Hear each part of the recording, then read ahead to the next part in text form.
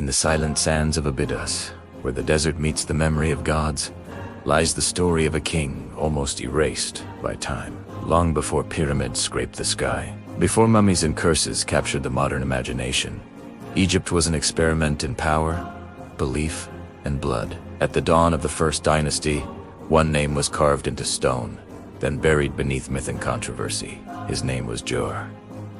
To understand Egypt, to understand how civilization itself learned to rule, we must return to this forgotten king and the brutal, brilliant world he helped shape.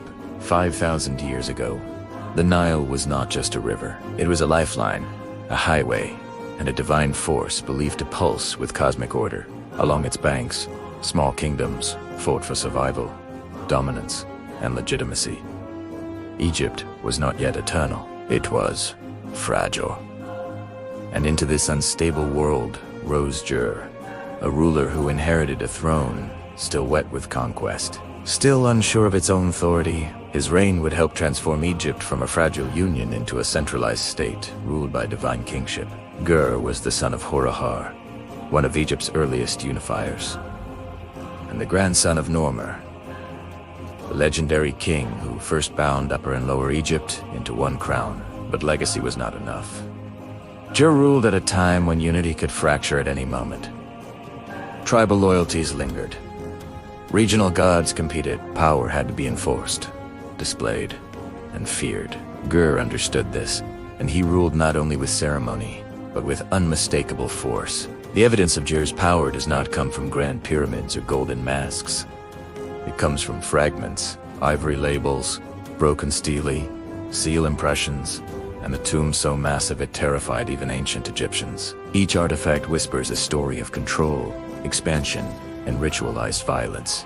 Djer's reign marked one of the first moments when the Egyptian state became truly institutional, when kingship shifted from heroic leadership to absolute authority. Djer's name was written with the hieroglyph of a hand, a symbol of action, possession, and command.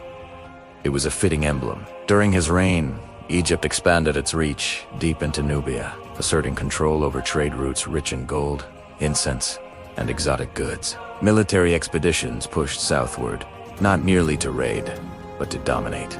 Rock inscriptions left behind by Djer's officials stand as the earliest proof of Egyptian imperial ambition. But conquest alone did not define his reign. Djer also ruled through belief. He strengthened the idea that the king was not merely chosen by the gods, but was divine himself. The king was Horus on earth, the living embodiment of cosmic order known as Mad. To obey the king was to obey the universe. To defy him was to invite chaos. This ideology would become the backbone of Egyptian civilization for the next 3,000 years. Yet beneath this divine image lies one of the darkest realities of early Egypt. At Abydos, archaeologists uncovered Djer's tomb, designated Tomb O. It is enormous for its time, surrounded by more than 300 subsidiary graves. These were not symbolic burials. They were real people, servants, officials, and attendants sacrificed to follow their king into the afterlife. This practice, known as retainer sacrifice, reveals a chilling truth about early kingship.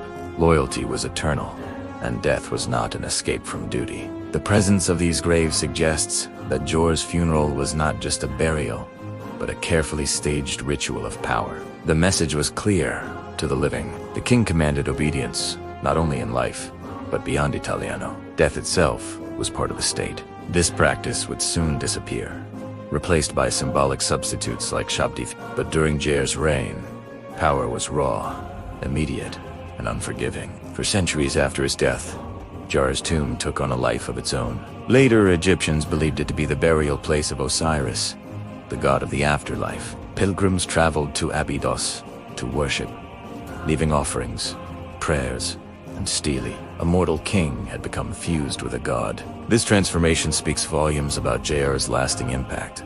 His memory was powerful enough to merge with myth, blurring the line between history and religion. But who was Djer as a man? The records are sparse, but hints remain. He ruled for decades, suggesting stability, strength, and careful control.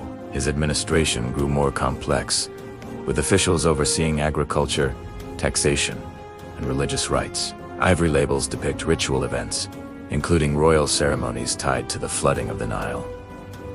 These scenes show a king deeply involved in the rhythm of nature, reinforcing his role as the guarantor of prosperity.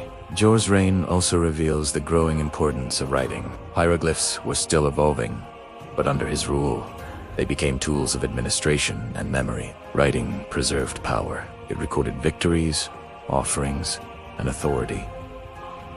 It allowed the state to outlive the king. In many ways, Djer ruled not only through force, but through information, an early architect of bureaucratic civilization. Yet the silence surrounding his death is unsettling. There are no tales of assassination, no records of rebellion. Perhaps that is the point. Djer's Egypt was stable because fear and belief worked together seamlessly. The system functioned, and when he died, it continued. His successor, Djer, inherited not chaos, but a throne reinforced by ritual, ideology, and precedent. Modern archaeologists continue to debate Djer's legacy. Was he a brutal tyrant, or a necessary architect of order? Was retainer sacrifice an expression of religious devotion, or a demonstration of absolute control? The answers are uncomfortable because they force us to confront the cost of civilization itself. Egypt's greatness was not born gently. It was forged through sacrifice, domination, and the merging of human power with divine myth. In the deserts of Abydos, the wind still moves across the stones of Djer's tomb. No gold remains. No body lies within, but the idea he helped create endures. The gogging, the eternal state, the belief that order must be maintained at any cost. Djer did not build the pyramids, but without him, they might never have existed. This is not just the story of one king. It is the story of how humanity learned to rule itself, how power became sacred, and how death became a tool of governance. Djer of Egypt stands at the threshold of history, where myth becomes memory and civilization takes its first irreversible steps. And in understanding him, we begin to understand the true price of eternity.